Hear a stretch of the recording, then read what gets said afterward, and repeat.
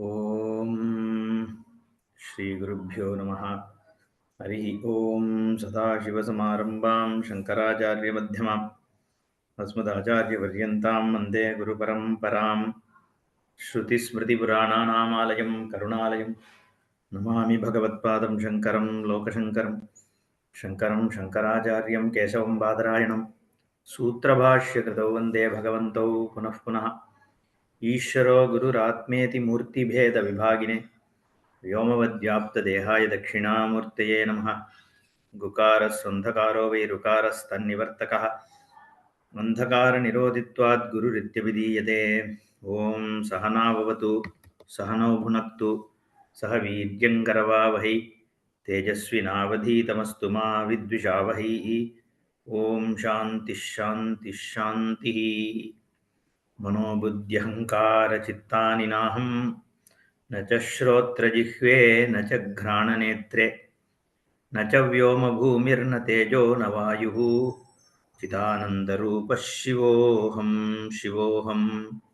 न च प्राणसंज्ञो न वै पञ्चवायुः न वा सप्तधातुः न वा पञ्चकोशः न वाक्पाणिपादं न च उपस्थपायु चिदानन्दरूपः शिवोऽहं शिवोऽहं. न मे द्वेषरागौ न मे लोभमोहौ मदो नैव मे नैव मात्सर्यभावः. न धर्मो न जार्तो न कामो न मोक्षः चिदानन्दरूपः शिवोऽहं शिवोऽहं. So we saw till this verse and started on na punyam na papam.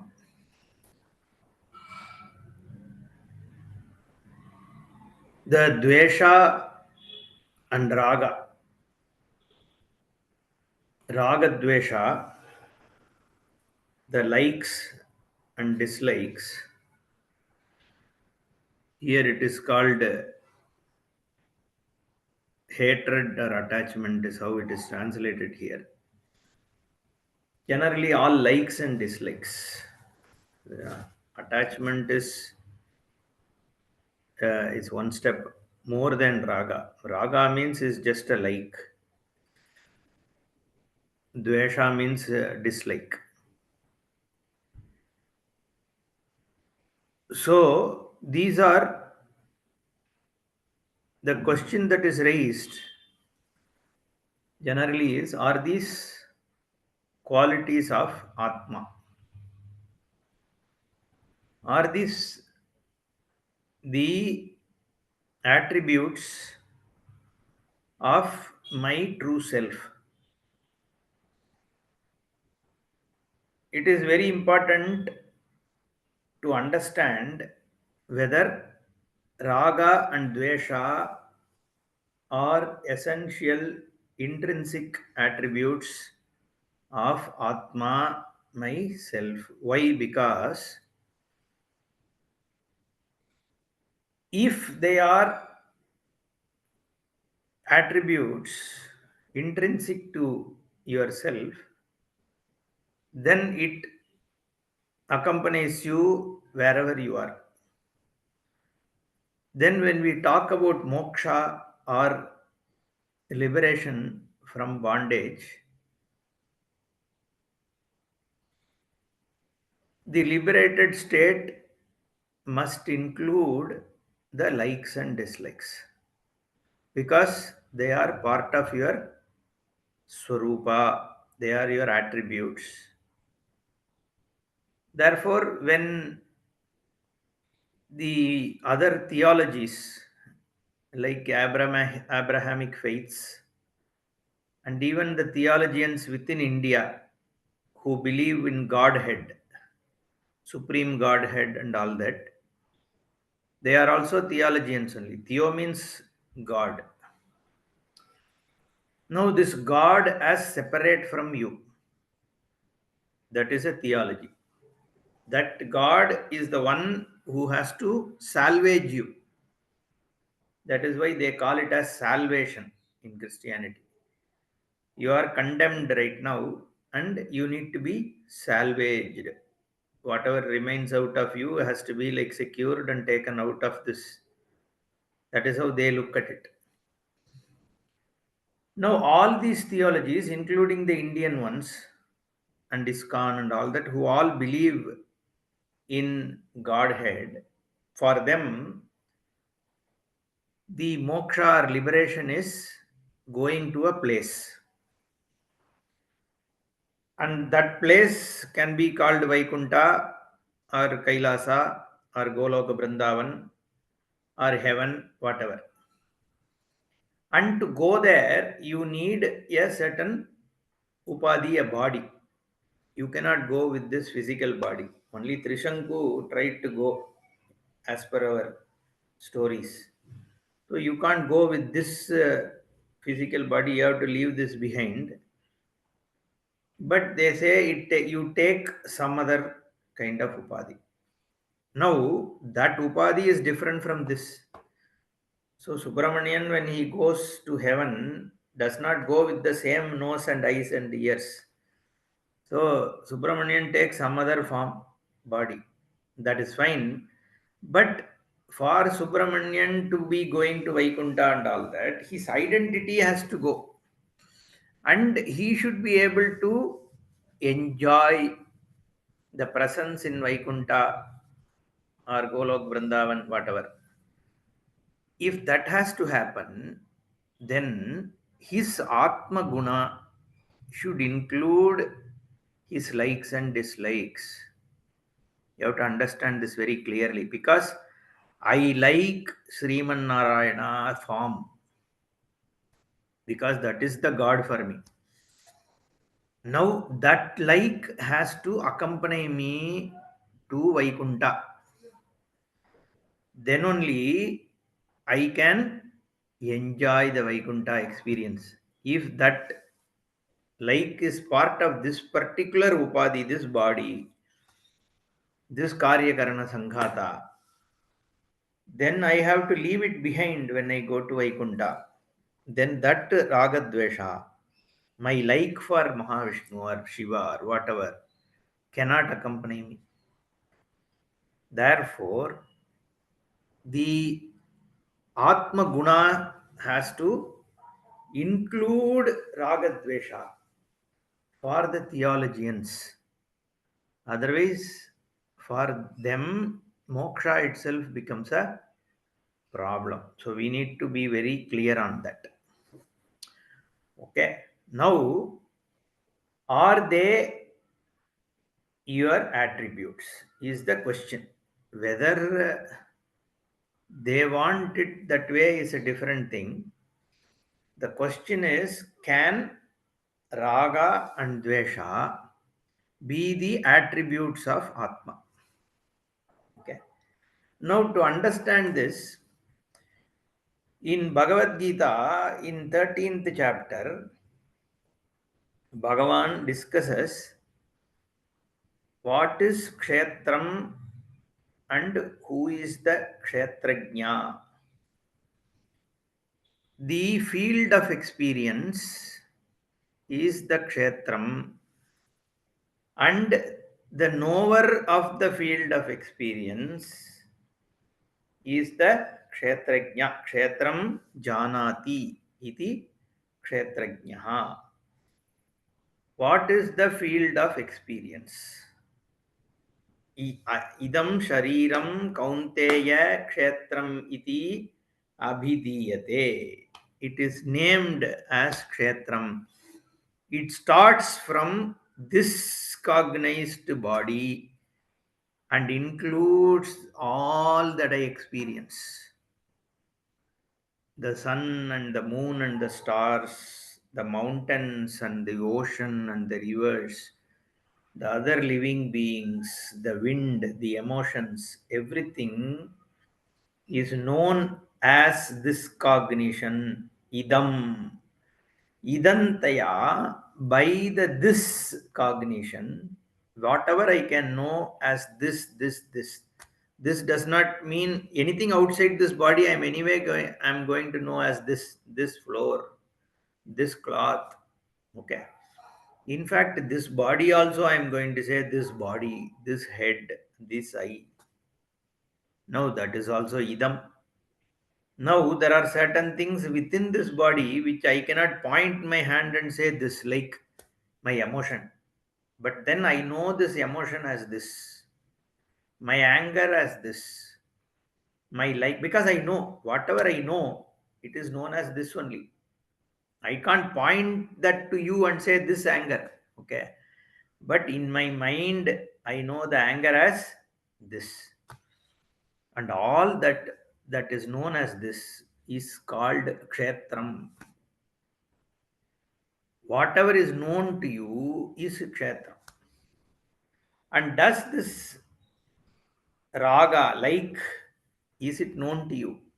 Of course, it is known to you. You know that you like rasagulla, rasagola.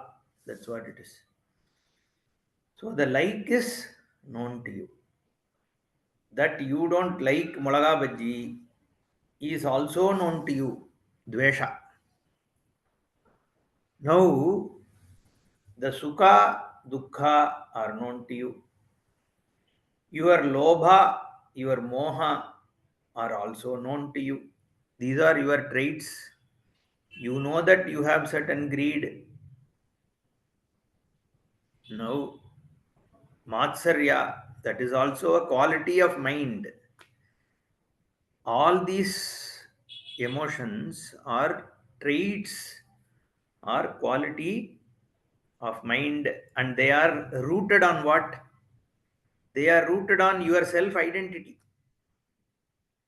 I am Subramanian, and I have only this small scooter. My neighbor Ramaswamy has a big car, but he is not any in a big job or very intelligent guy, but still he seems to have so much wealth. I can't stand it. That is what is called envy or jealousy. And that is centered on what? Your identity as Subramanian. And you are identifying the other body mind sense complex as Ramaswamy.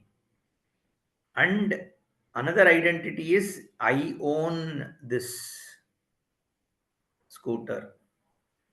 He owns that car. The sense of ownership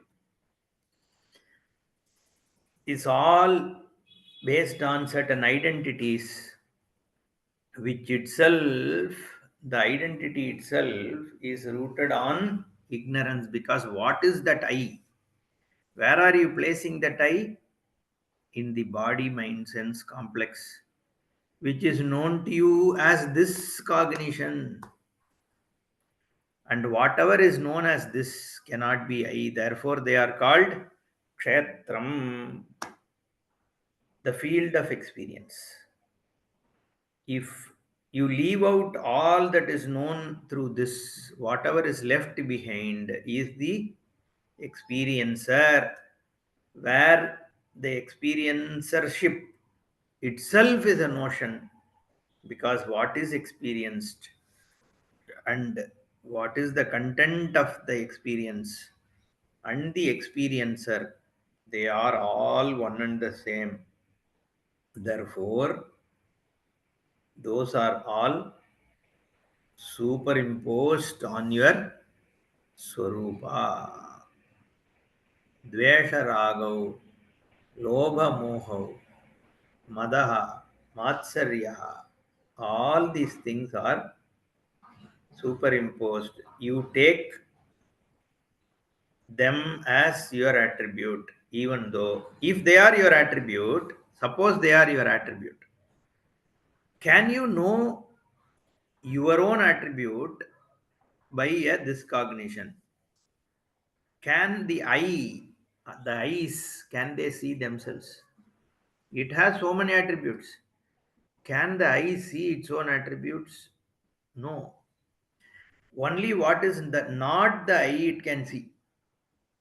The drik drashta, the drik drishyam, drishya vastu only the drashta drik can see itself. So if these are all its own attributes, atma attributes, the atma can never objectify them. In fact, The Sankhyas and Vaiseshikas have very similar problem. We spoke about theologians. In those days, Sankhyas used to say there is a Prakriti. Prakriti means the nature, an intelligent nature. Okay. And then there are Purushas, which are pure consciousnesses, individual consciousnesses. Like I am one Purusha, you are one Purusha, that cow is another Purusha. All of them, when they say Purusha, leaving the body and all that, there is individual consciousness. Now these Purushas are pure consciousnesses. They don't, according to them, there are many consciousnesses, many Purushas. And then the Prakriti, the nature, creates the individualized Ragadvesha in each of the Purusha. That is what they say. For them also, it is not Purusha's Surupa, but it is part of Prakriti.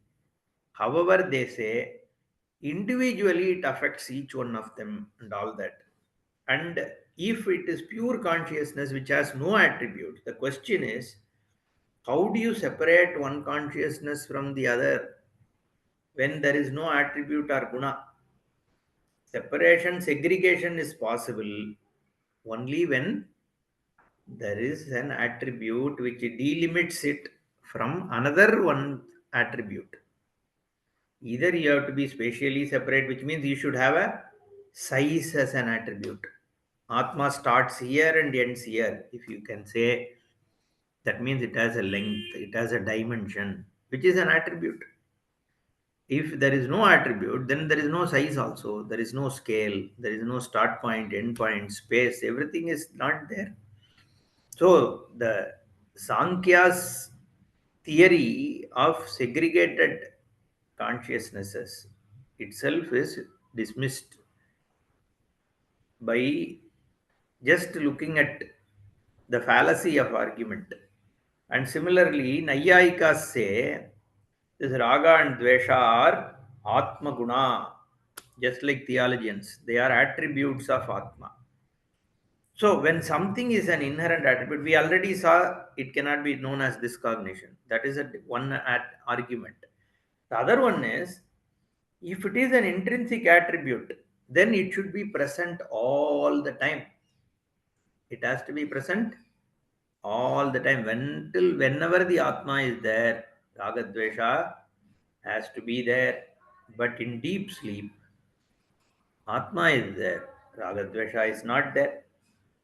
When somebody is in Samadhi, Atma is there, Ragadvesha is not there. Yeah, even when you are in doing an activity, unless a certain situation conducive to expression of likes and dislikes come, likes and dislike is not all the time there. So what comes and goes cannot be Atma Guna. So you need to recognize the fact that Atma doesn't have Ragadvesha. Na me mama. Okay, do I have Dvesha Raga? Oh. So far, I am not Mana, I am not Buddhi, I am not Prana, I am not Dhatu were spoken about. Which means these are not this, that it is not, it is talking about the Swarupa. Here, the may is a connection, mine. Okay, Mama, sixth case. So there it was first case. So I don't have. Now it's talking about the attribute of Atma. The first two verses spoke about Swarupa of Atma. This first half of this verse talks about attributes. I don't have Dvesha as an attribute. In fact, the Atma is Nirguna. Therefore, Chidananda Rupaha Shivoham Shivoham. I am only Chaitanya, the conscious, the pure witness, easiness, and the one which is unhindered by any dukkha. That kind of a Swarupa Mangala. Shiva means there are two words, Shi and Va. In Shiva Tattva Rahasya, Nilakanta Dikshadhar talks about the Shiva. Swashreyasam Badram Kalyanam Mangalam Shubham. That is the definition of Shiva. It has two words, Shi Shayane and Vaha Vahati. The one that indwells. Okay. In Tamil, we call it as Kadanda Nilai. Beyond, above all the Srishti, it is untainted by what goes on, but is indwelling, untouched by anything. Shayati, like it sleeps inside, like Padmanabha. Then Vahati, that which actually is functioning, that is also same Shiva Swarupa only, Mangala Swarupa, because there is no Malam, Nirmalam, Niramayam, all that we show. How it is Nirmalam, Niramayam, Atmavastu, because there is no attribute, nothing can taint it. So Shivoham, till there we saw na punyam, na papam, na saukhyam, na dukkham, न मन्त्रो न तीर्थं न वेदाः न यज्ञाः अहं भोजनं नैव भोज्यं न भोक्ता चिदानन्दरूपः शिवोऽहं शिवोऽहम्. Punyam and papam, these are called karma adrishta. Adrishta means unseen phala of an action that you do.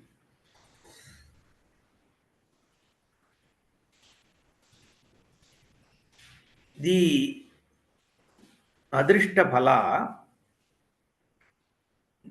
adrishtam not Tamil adrishtam. It also means the same thing. Here adrishtam means unseen.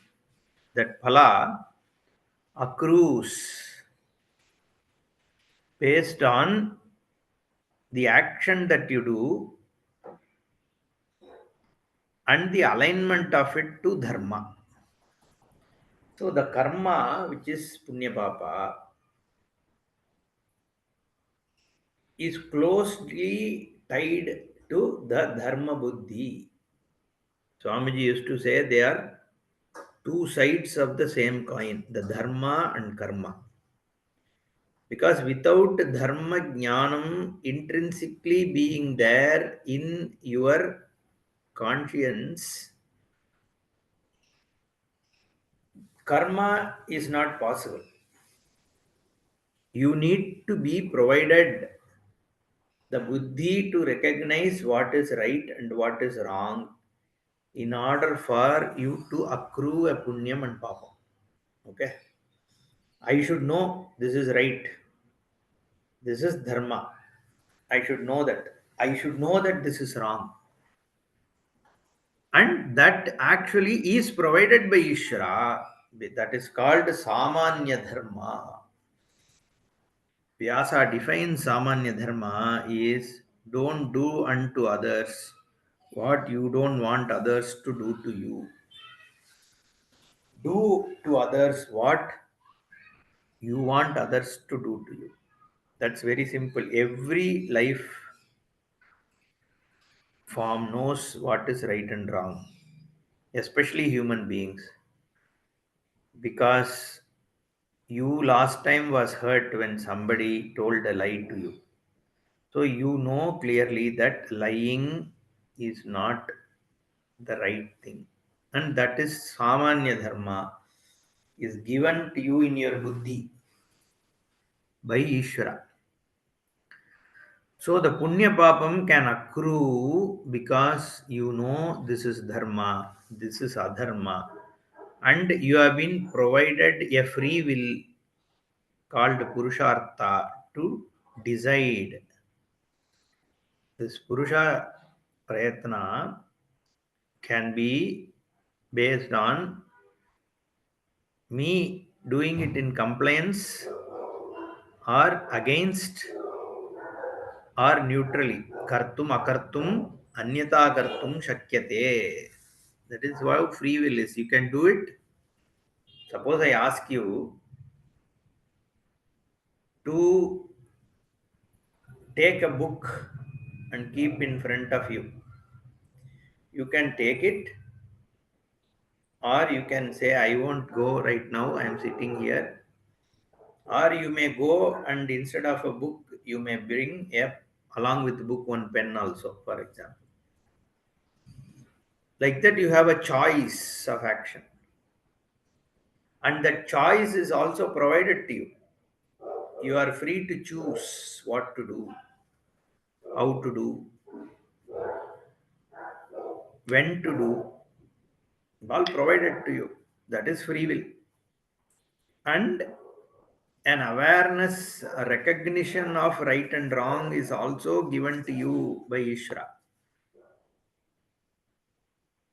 And when you choose an action, it gives you two benefits or phala. One is drishta phala, another is adrishta phala. The seen benefit, unseen effect. Seen is easy. When you donate some money, you see them being happy.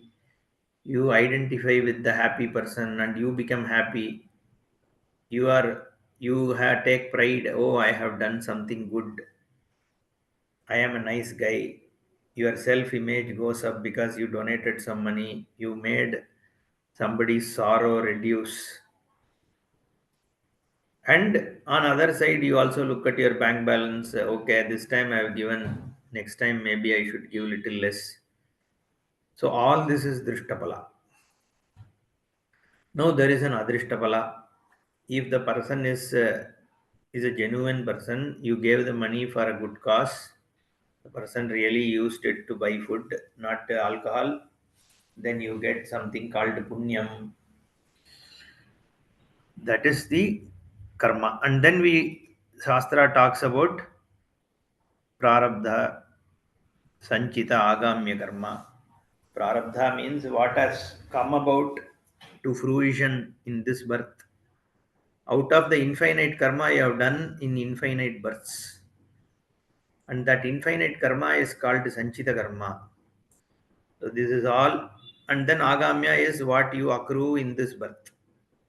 So this is all punyam and papam. Because we have a context, we need to understand what is this punyam and papam. So we only looked at the samanya dharma, like Vyasa spoke about. And then there is Shastra creates another set of right and wrong called Vishesha Dharmaha. This is based on what will take you towards moksha, antahkarana shuddhyartham. So this punya papa, which is Vishesha Dharma based, is specifically focused on moksha. You have to understand. Otherwise, Samanya Dharma also kind of takes people, when you do more and more punya, you get better and better kind of births, more sattviga qualities, and then that also takes you to moksha. But this Vishesha Dharma are specifically structured. What is Vishesha Dharma? Varnashrama dependent, the Shastra driven punya and papa. In the sense, Shastra tells you, you are in this classification, you have been provided a certain duty.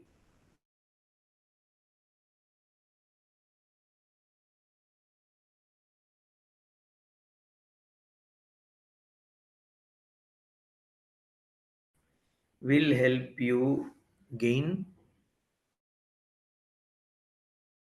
Shastra mandated action.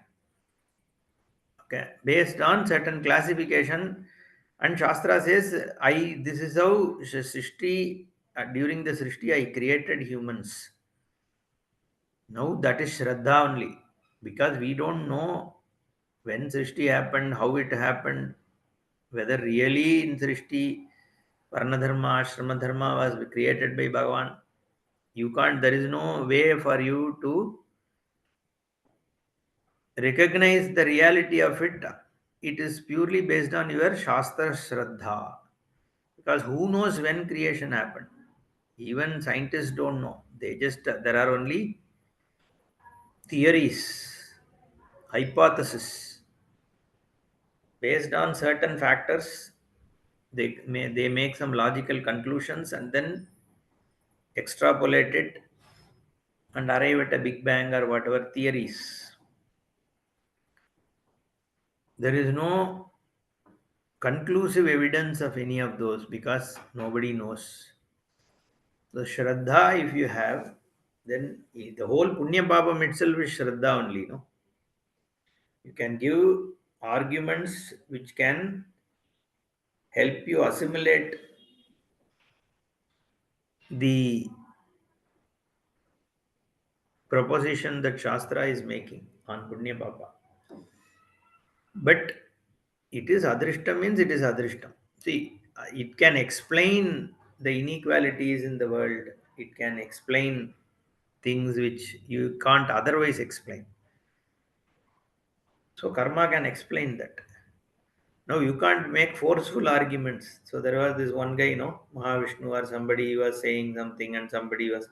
There's no conclusive, like this whole Kamagoti Gomutra discussion going on.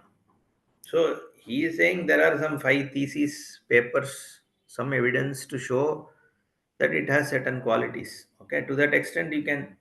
Now some of these things are conclusively, that conclusive evidence is not there for any medicine for that matter. It's very difficult.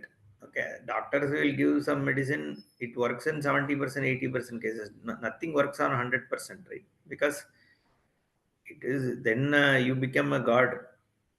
So medication also has to work. Doctors also try. They try certain medicines and then they try something else. It works, something works on somebody, something doesn't work on somebody. That's how the whole field of medicine itself. So now Gomutra alone, you don't ask in 100% cases will it work. How can you say? So there is a lot of these things are based on certain, faith and belief here and there, Shraddha. Okay, now coming to it, irrespective, this punyam and papam, is it on of Atma or non-Atma? That is the question. The punya papa is for the individual always. The ahankara, the self-identity is on what the punya and papa sticks. Subramania's punyam is Subramania's punyam only. It doesn't go to Ramaswamy. Now that means the Subramanyam identity at some Jivatma level is what should own. It's not Subramanyam himself, the Jiva Atma Swarupam of Subramanya, the identity of individuality which should have Punyam and Papam as attribute. Now that individuality itself is not established. The individuality is falsified because Chinmatra Swarupa is cannot be with attribute because attributes are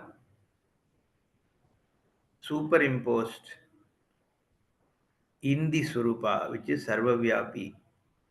Therefore, the individuality itself being false, the Punya Papam also from a ultimate view perspective. That is why it is Parama Atma.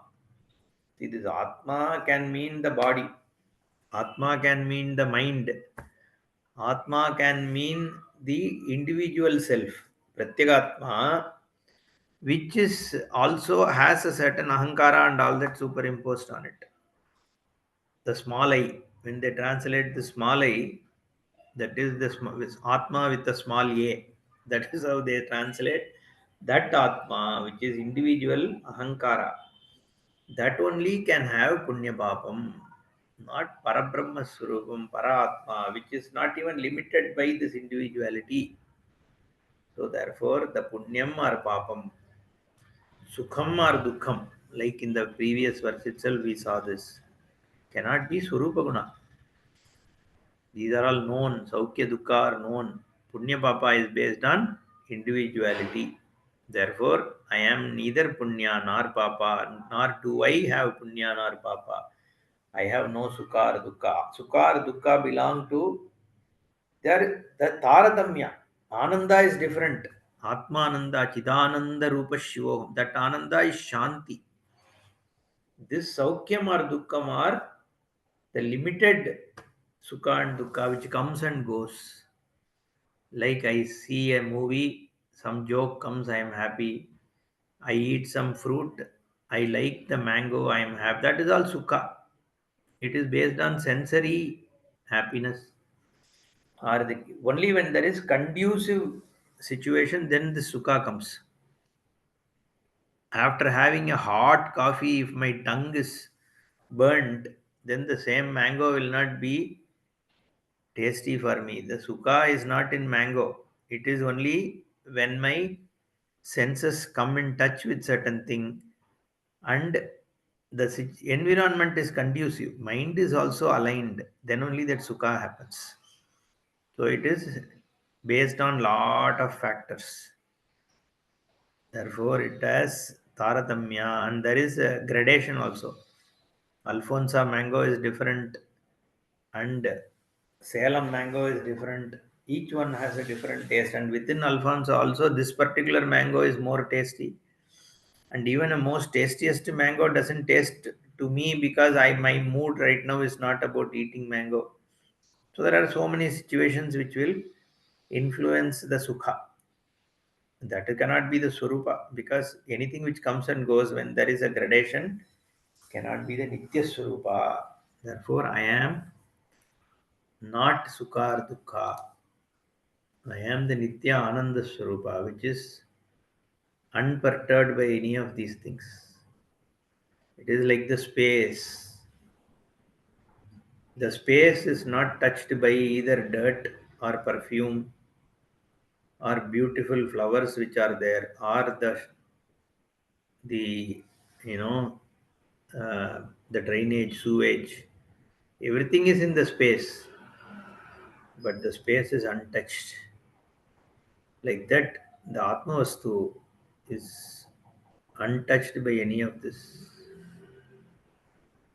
It is free from attributes, no dirt, nothing, just the stillness, the Shanta Swarupa. That is me. Everything else is non me. Na mantraha, na tirthaha, na veda, na yajna. Mantra is me, but I am not mantra. Tirtha is me, but I am not tirtha. Veda is me, but I am not Veda. So you have to understand like that. So Sukham is me, but I am not Sukha. It's like pot is clay, but clay is not pot. Jewels are gold, gold is not the jewel. I am untouched by all these things. In fact, there is nothing other than me. Whatever you see is only name and form. The Swarupa is Satchidananda. Therefore, what is mantra? Mantra is a Shabda Samuha, which provides a certain auspiciousness. The Rik which is there in Veda is a mantra. Manana Trayate, that which protects you, that which purifies you, is mantra. It has its own, greatness. But then Atma is beyond just mantra. Na tirtham, that which purifies, like the Prayag. Now the Kumbha is going on. It purifies. See, all there is a for you to recognize that I am Chidananda Rupaha, you need to be purified. The Satvikatvam, Sattvatvam, has to come. Antakarana Shuddhi has to happen. So for that you need to do punya. You need to chant mantra. You need to do Tirtha Yatra. You need to chant Veda. You need to go to Vedanta. Then only you can. And Yajna. All this is important. But the Swarupa is separate beyond all these things. So the Veda is, that's why I said the pot is clay, but the clay is not pot. So Veda, Atma only is in the form of Veda. Okay. The Veda is Atma. But Atma is not just Veda. It is everything devoid of all attributes. So na mantraha, na tirtham, na vedaha, na yajnaha. And then this body, it comes to aham bhojanam naiva bhojyam na bhokta. In fact, every kind of triputi, triputi means three things. Bhojanam, that which is eaten. Okay. Or here, bhojyam is that which is eaten. Bhojanam is the process of eating. Bhokta is the one who is the eater. Like the knower, known, and the knowledge. The doer, doing, and the action, the thing of action. This is all Triputi. Mana, Matri, Meya, Pramana, Pramata, Prameya. In everything there are three. Okay. That which is done, the doer, and the process of doing. Like that here, Bhojanam, Bhojyam, Bhokta. These three things together is the called Triputi.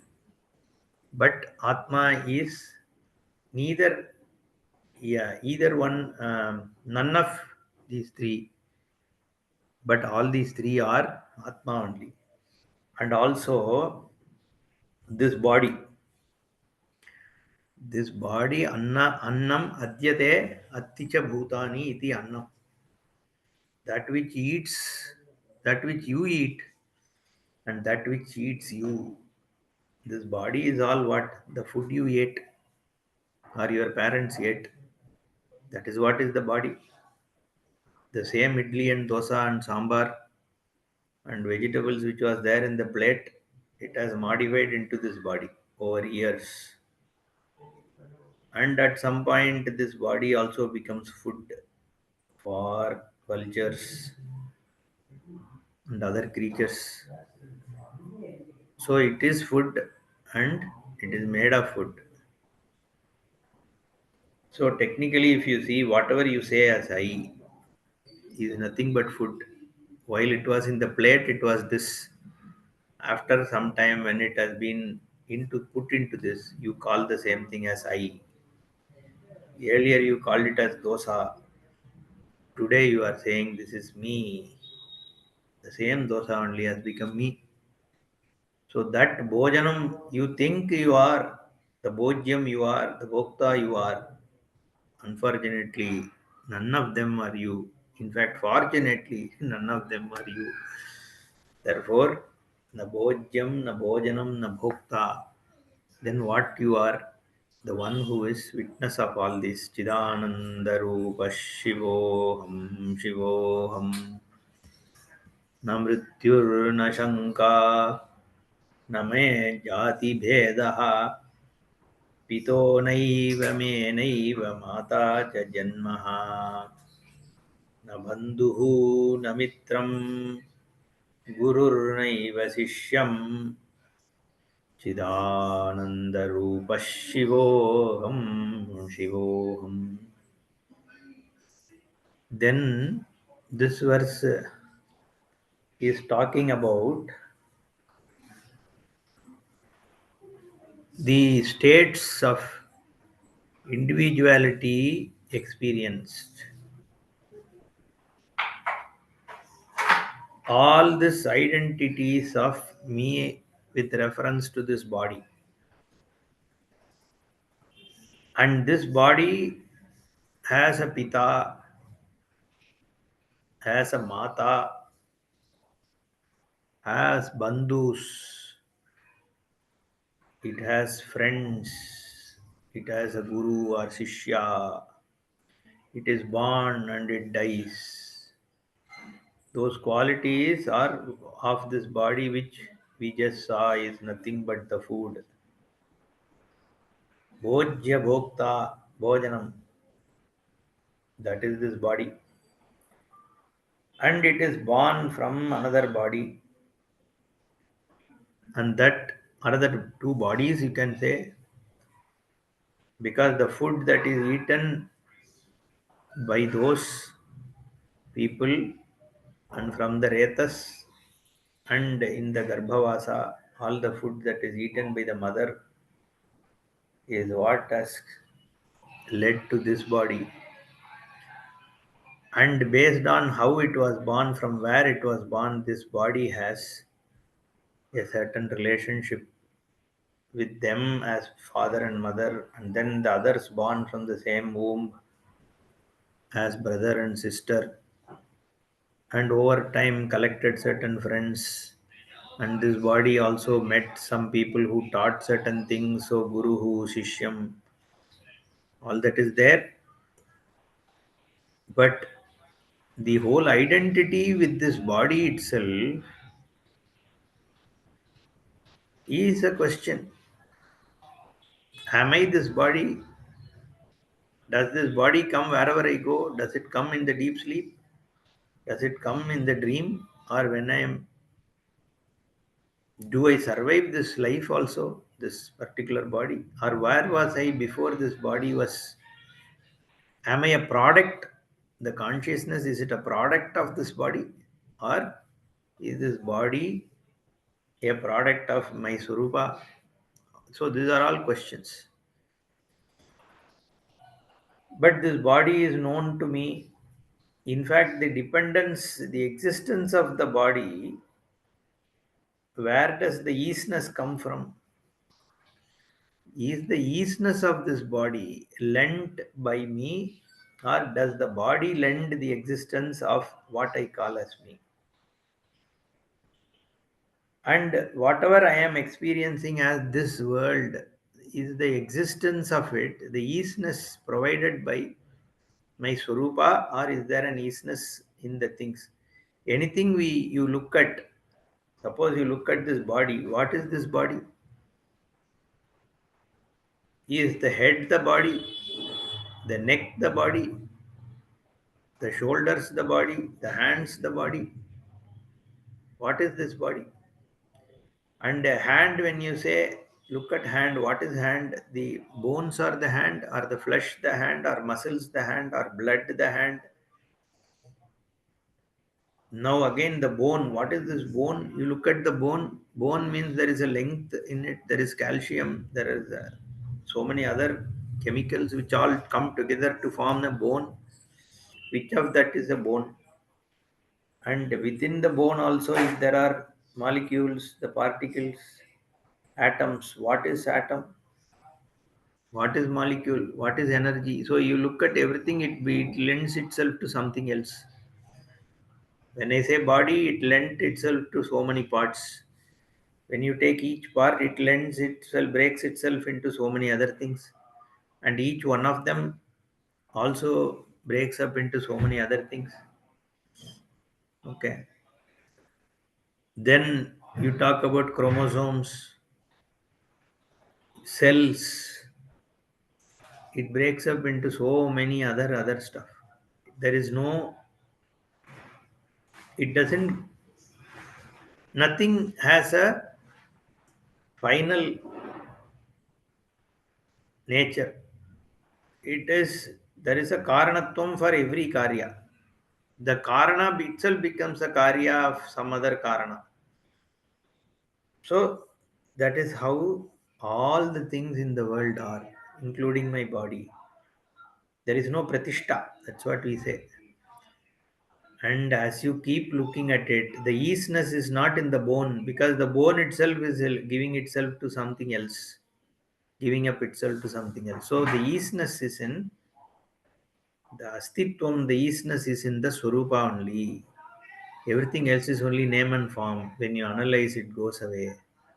Therefore, this Pita, Mata, body, Bandhu, Mitram, Guru, Shishya, all these are only relative standpoints, positions taken up with reference to one another, based on some activity, based on some name and form. Even the time and space, they are based on certain incidental situations. And when you analyze what is time, the time resolves into the easiness, because time is a span. What is time? I say today. Today means what? I don't experience the entire today at this moment. I have memory of what went so far from 6 a.m. till 1:23 p.m. in India right now. Whatever has gone so far, I have a memory of it. And I have an anticipation that there is 12 hour more or 11 hours more today which will come. That is superimposed, and then say today. Some are past, some will come as future in anticipation. That is what I call as today.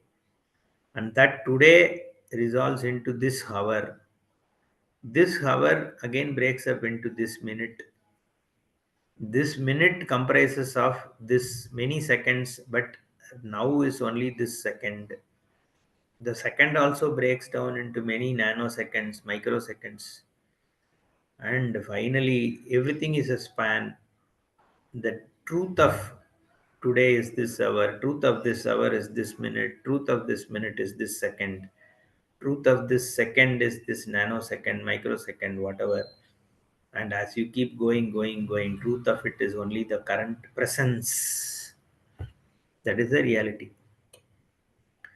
Everything else is only a there is nothing called time. There is nothing called space. Again, space is presence. Objects are only presence. The easiness is lent to any of these things only by the presence. Presence is the present, and the presence is nothing but your Swarupa. That alone, everything else is only name and form. So, Pita, Mata, Janma, Bandhu, Mitram, all that is what is only name and form superimposed on the presence, which is Chidananda Rupa Shivoham Shivo. And what is Mrityu? What is Jati Beda? Jati Beda means again identity with a certain collection. What is Mrityu? Only Jatasya he Dhruva Mrityuhu. That which is born alone can die. In fact, Mrityu and Jati is also Mrityu because it comes along with the Mrityu here. Ja means to be born. Birth and death. Okay. What is this birth? What is death? Again, it is in time. And what is time? It's only presence. And so Mrityu or Jati is for birth is for what? This body, which itself we have seen is only an incidental thing which has a name and form. There's no content. The content just gives itself up to something else. The only content of this body is your Swarupa. And that is not born because that is a witness to time. That is a witness to objects. That is a witness to your body. Therefore, na mrityuhu, na shanka, na jati bedaha, na pita naiva me naiva mata cha janma, na bandhuhu, na mitram, guruhu naiva sishyam. And what is you? That you is Chidananda Rupa Shivoham Shivoham. The Aham is here, is also not the identity because it is known as non this. It is not known as a this cognition. What is left is only Aham. This Aham is not with reference to that which is not something else. Means that something else is also there. I am also there. Only if that then this Aham means that which distinguishes you from everything else. But there is no everything else. So the everything else is also Aham, but I am not everything else. I am other than all this, which is Shivaha, Chidananda Rupaha, that I am. Then the final verse, which we'll see in the next session. Aham nirvikalpo nirakara rupo vibhutvacha sarvatra सर्वेन्द्रियाणां न चासङ्गतं नैव मुक्तिः न मे यः चिदानन्दरूपः शिवोऽहं शिवोऽहम्. I am neither Sangati nor Mukti, nor Aham Vibhuhu, Sarvavyapi, Sarvendriyanam, and I am Nirvikalpaha, Nirakara, Rupaha. There is no form, there is no Vikalpa, but every form is me. I myself am not one of the forms. If I am one form, then there are many forms in which I am also having one form. Then I can't be a Sarvavyapi, but actually I am a Sarvavyapi because I am devoid of any form, any guna. Nirguna, Nirakara, Nirvikalpa, Niramaya, Swarupa. And that's why I am Muktaha. I don't have to gain Muktihi. I am Muktaha. But then I am already Mukta. So there is no moksha. There is no mukti because when I am baddha, I am bound, then I can get liberated. But I am never bound. I am already Chidananda Rupa Shivaha. So where is the question of mukti?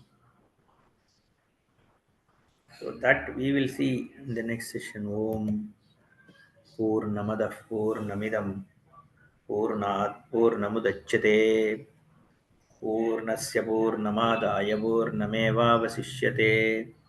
Om Shanti Shanti Shanti. Harihi Om Shri Gurubhyo Namaha. Harihi Om.